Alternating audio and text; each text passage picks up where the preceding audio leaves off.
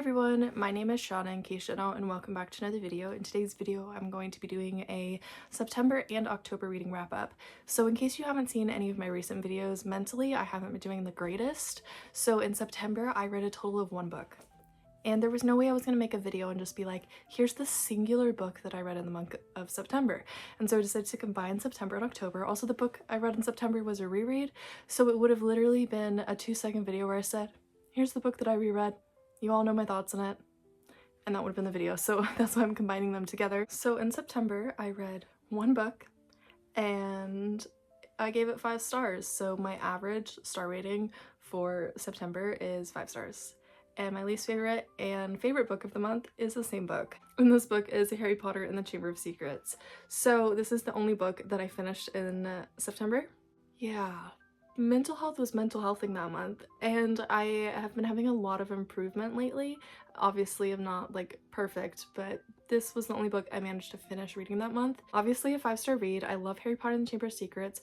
Probably one of my least favorites in the series just because I hate Lockhart. However, I still adore this book and it's still one of my favorites, and I love how quick and easy this one is to read.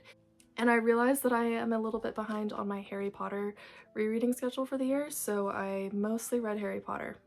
Just giving all of you a heads up about that. So a lot of the other books in this video will be Harry Potter. So that was the only book that I read in September. So now on to October. In October, I read 6 books and my average star rating was 3.33 stars. And I finished my goal for the year of reading at least 2 audiobooks.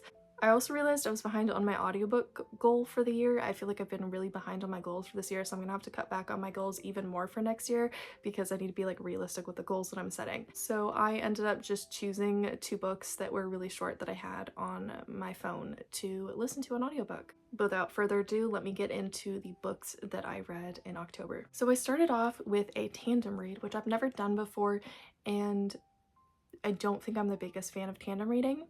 I felt like, I don't know, I just wish that I would have read one of the books all the way through and then read the next one. I think that's the way my brain works better. I think in part because doing this tandem read, there was like so many chapters in between each point of view that like I would lose track of different side character stories.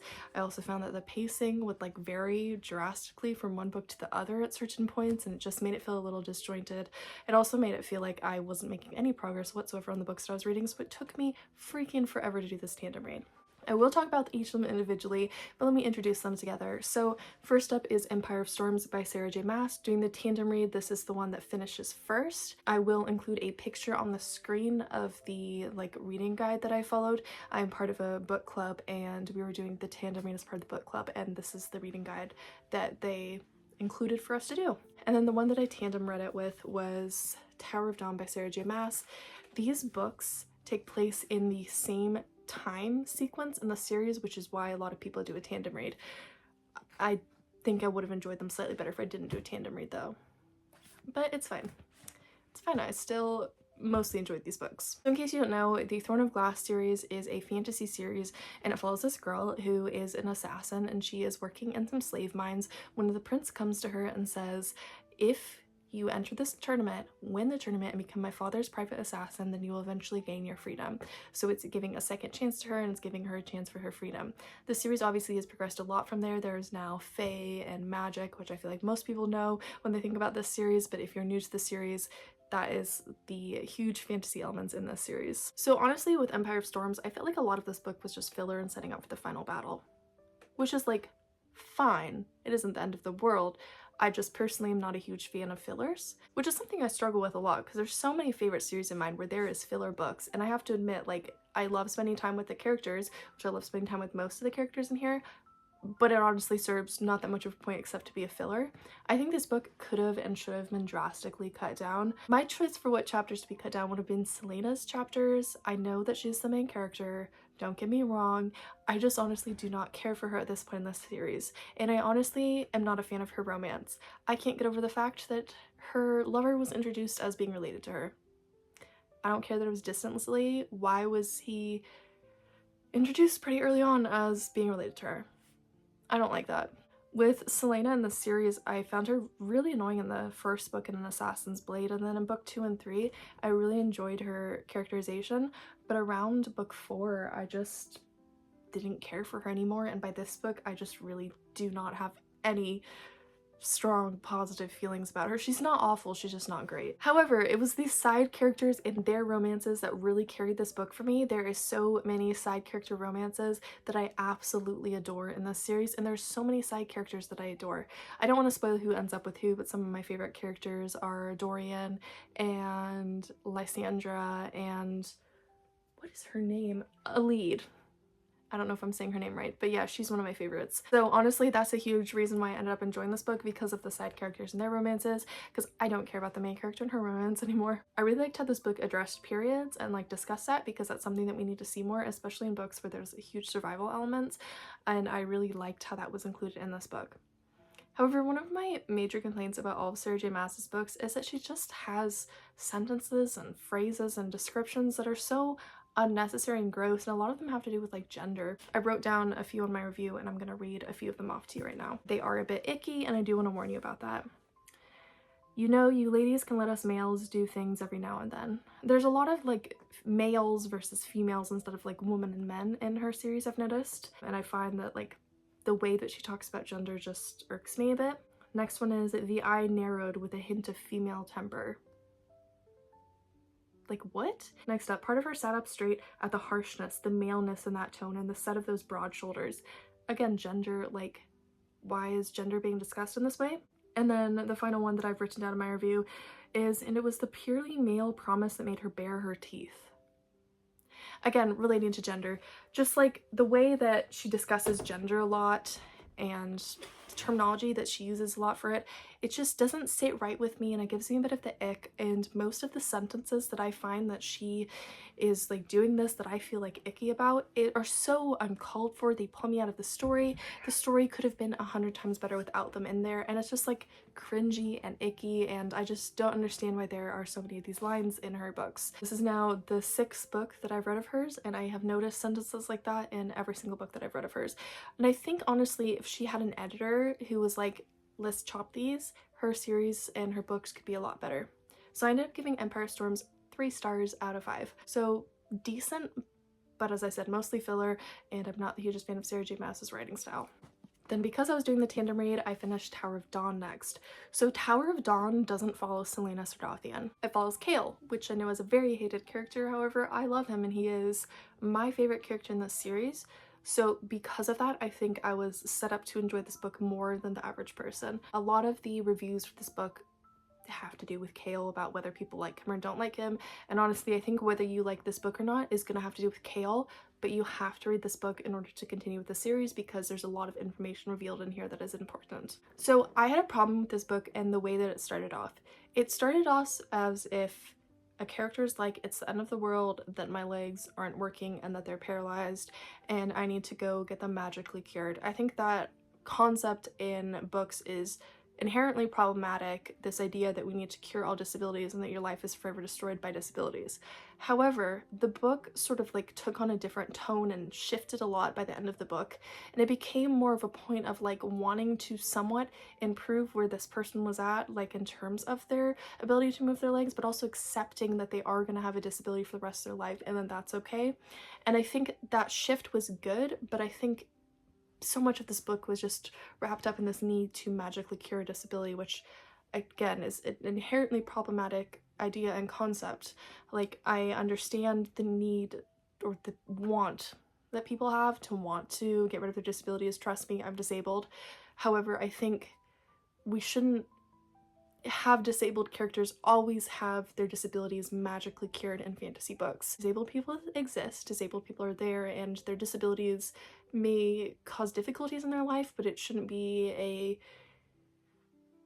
determining factor whether the character has value or not and whether they can provide stuff into the story, if you understand what I mean. One more issue I had with this book was just the pacing of the book is so incredibly slow. People warned that. People who don't recommend for the tandem read often say don't do the tandem read because this book is so slow, and I would tend to agree with that. It has a much slower pace than the rest of the series. The slower pace worked in some aspects, but it also is really slow, and when you're going from a book that is mostly fast-paced with like constant perspective changes like it is in Empire Storms, and then you go to Tower of Dawn, it's like drastically different, and it didn't work very well for me. It can work for other people. I just think I would have been better not doing the tandem read, as I said. This book wasn't all bad though. I liked it a lot because it follows Kale. I really liked seeing Kale's romance, and I also liked the symbols in here and the importance of these symbols and the role that they play in the story. So I ended up giving this one 3 out of 5 stars.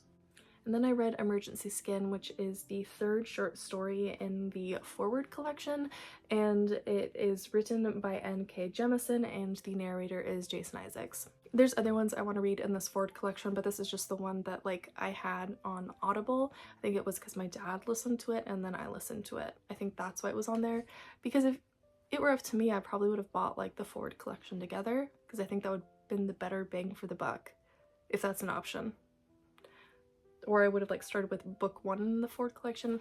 I don't know. I think my dad got it and then I listened to it. So basically in the short story, it's coming from the point of view of an AI being, and humans have basically left Earth. They've left Earth and they're on a different planet, but they need to come back to Earth to get these specimen stuff. So it's following this AI robot like being as he's leading a human down to Earth to get the specimen.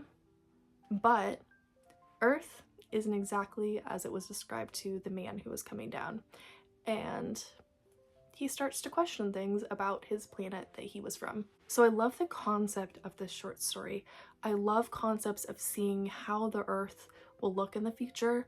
I also love the concept of this AI being playing a role in the story. However, I think because we're reading it from the point of view of an AI being, it made it so that I felt a little disconnected from the story, and it made the story feel incomplete because there's so much more to the story if we were to follow it from a human point of view, because AI beings can be shut down, and AI beings aren't necessarily going to be like taking in every detail from an emotional perspective. And also being from the perspective of an AI being that was created from a misogynistic society, the AI being is also very misogynistic, so there was like an issue with that as well. So I think like if this were to be accompanied by another short story that was from the point of view of the human or of a different human, then I think this story would have worked a lot better for me. However, I still did really enjoy it, and I thought that being from the point of view of an AI being was really interesting and very unique, so it's something that I won't forget. I mean, I feel like I'm gonna forget the main details of the story pretty quickly.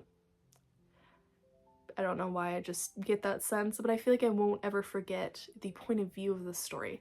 So I think the story could have even had like alternating chapters between like AI being and then human, and I think it would have been so much better, but we didn't get that. So I ended up giving this one 3 stars. I overall enjoyed it. I think it could have been a lot better. It didn't live up to its full potential. However, it still was a pretty good read, and I'd still recommend it, especially given how short it is. Then I read my favorite book of October, and my favorite Harry Potter book has changed.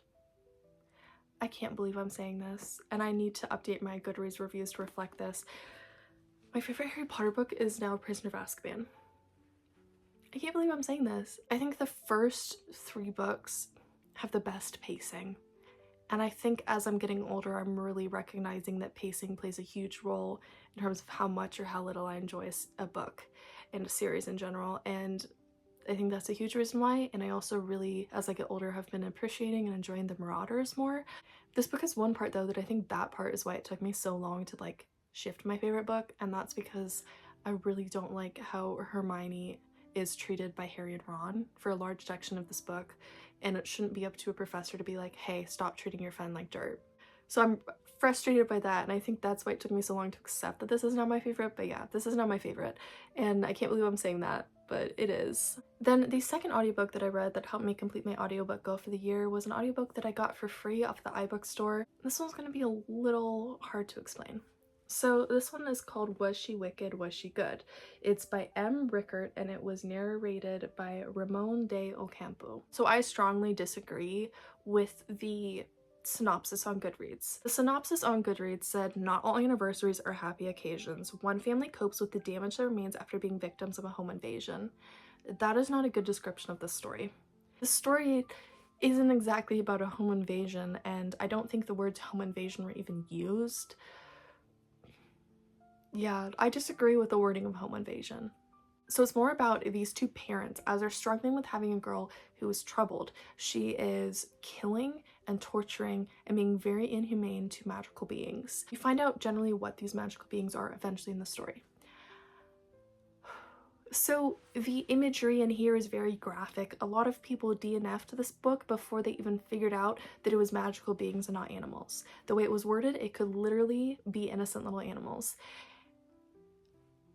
But it's not. And I honestly think the story could have been interesting in exploring parents struggling with having a troubled child who was doing some unacceptable things and like exploring the mixed feelings and emotions that a parent would have. I think because this story was so short though, you don't really get to take that extra level of depthness to fully understand and process and explore how these parents would be feeling. So it felt very surface level and shallow.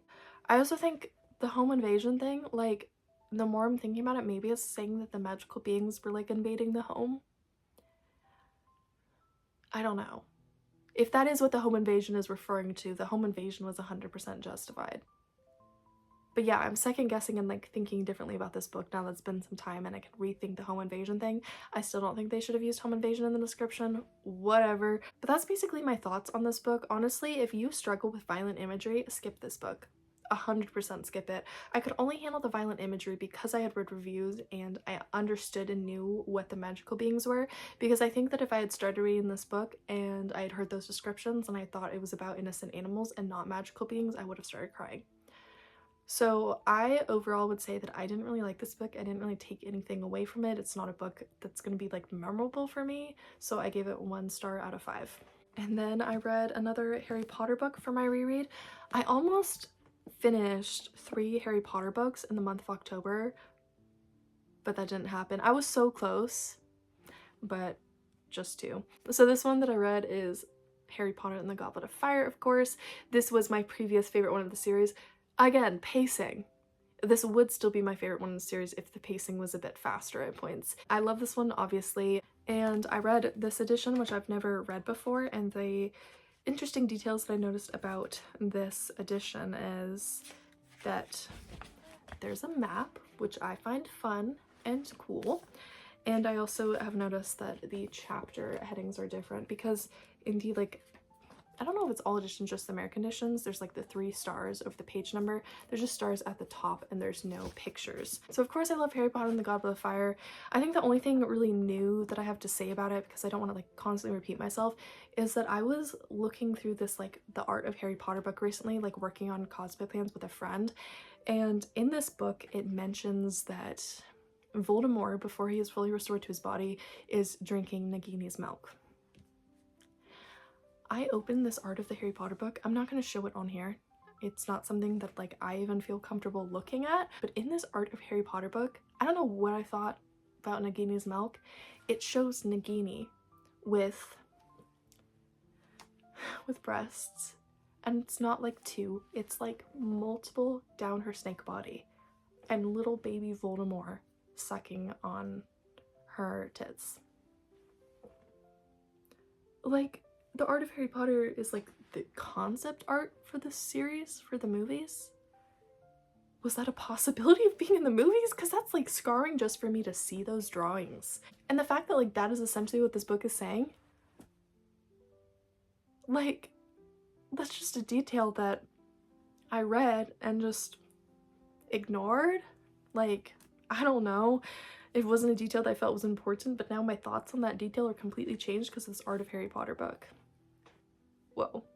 If you have the Art of Harry Potter book, it's a really expensive book. It's probably the most expensive book that I owned in terms of the price that it was bought at when it was bought, because I have a couple books that may be worth more than that now just because they're signed. However, if you do have the Art of Harry Potter book and you are curious, you can look in it and see that artwork. It's something. And as I said, I almost finished Order of the Phoenix in October and then I didn't. So somehow within the last 2 months of the year, I have to read the last like 150 pages of Order of the Phoenix, read Half-Blood Prince and Deathly Hallows, which are both chunkers, and then read Cursed Child before the end of the year. I can do it. My phone ran out of storage, so I have to film my outro really quick. Oops. So I hope all of you enjoyed watching this video. If you did, feel free to give it a thumbs up and subscribe to me if you haven't already. More book content can be found on my YouTube channel with my previous videos, over on my BookTok, and over on my Bookstagram, which will all be linked down in the description below. And until next time, goodbye!